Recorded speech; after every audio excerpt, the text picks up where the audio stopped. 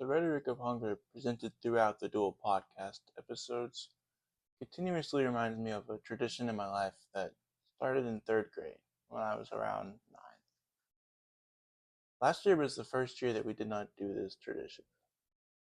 Every year, early on Christmas morning, my immediate family, along with some close family friends and I, would gather at a restaurant and make food to be handed out to the homeless.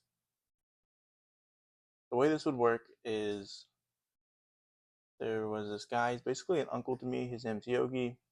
He used to work at a popular food chain in Nashville called Corner Pub, and then he started his own pizzeria. So he always had a restaurant. Even though, yeah, we could go to the Corner Pub or his pizzeria when everything happened. We always had a restaurant to go to. We would go there early Christmas morning. We would split up into assembly lines in groups, and a big group would make sausage and bacon and eggs and biscuits, and they would create breakfast sandwiches with American cheese on it, and we would wrap it up in foil. And then we would have paper bags that Miss Rippy would be there. She was my first grade teacher, and she recently retired. And she would have those bags decorated by her kids that year. So accompanying the sandwiches would be a drink, an apple, or some sort of fruit, and then some sort of non-perishable item like a bag of chips. And sometimes, some years, it would be a Catholic prayer card if my mom could get enough.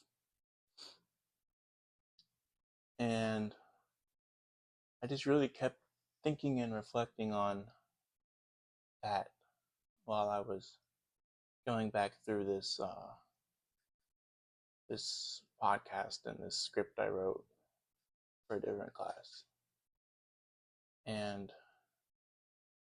at first, I was thinking like it was a counter argument, like we were there and we were preventing hunger on such an important day to prevent hunger, and like we were good people because of what we were doing.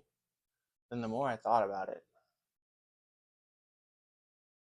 I thought about how the system was so broken that it still allowed us to have enough homeless people that we could do that for 12 years straight.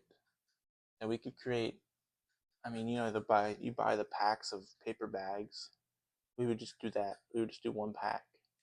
So it's probably 50 or up to, I don't even know how many.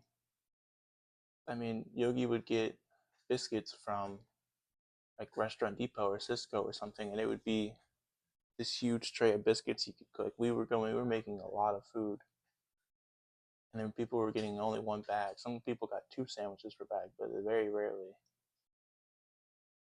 And so it's just, I started thinking, well, why was the system so broken that it allowed us to have enough homeless people on Christmas morning, people in the street on Christmas morning, that we could mass produce these sandwiches? And we never really challenged the system producing the hunger. If anything, we were just a part of it.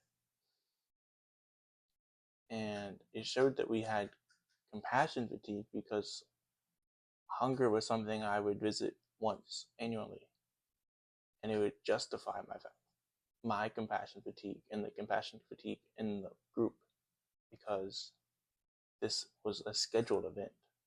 We were not living the reality. Afterwards, my family and I would gather at my parents' house, and we would eat way better food than what we had just made for these homeless people. And we tell ourselves, well, we did our part, we'll do it again next year. And it offered us complacency and a justification for ignoring the compassion fatigue towards hunger within us. Even the ways I learned to care about hunger was rhetorically shaped in a way that was sustainable for me, not for the people experiencing hunger. And for us, the people who gathered together on Christmas morning for 12 years, our rhetoric towards hunger was, we're good people, we're good Christians, whatever you wanted to use as a reason for why we were doing what we were doing. And to the average person, it does seem like a good thing. And it was a good thing. We were feeding people. But at the end of the day, when I look back on it now, only 1 year removed from doing it, the fact that I was able to do it for 12 years shows everything I've been saying in my podcast about how broken the system is. I think it's kind of sad to think about that was the reality. And we never even realized it.